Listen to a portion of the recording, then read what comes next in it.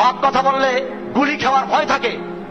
আমাকে একজনে গুলি একটা প্যাকেট করে কাগজে মোড়াইয়া তারপরে সুন্দরভাবে খামে ঢুকাইয়া তারপরে আমার ঠিকানা পাঠিয়ে দিয়েছে।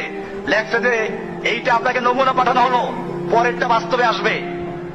কোন জায়গায় হাত দিয়েছেন, কোরআন হাদিসের কথা বলবেন, সব বলতে যাইয়েন না।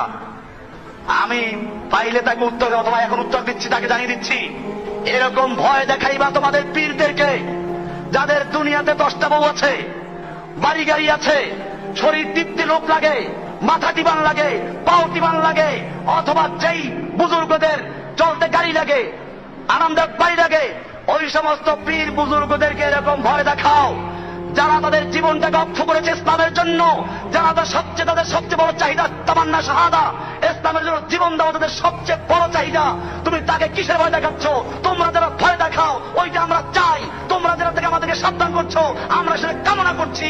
কাজে যারা আজকে ভয় দেখাচ্ছ, আমি কোরআন এবং হাদিসের কথা বলেই যাবো। সেজন্য যদি বুলেটের মাধ্যমে আমার বুক ছাত্রা হয়ে যায়, তারপরেও এক মুহূর্তের জন্য বিরত থাকবো ইনশাআল্লাহ।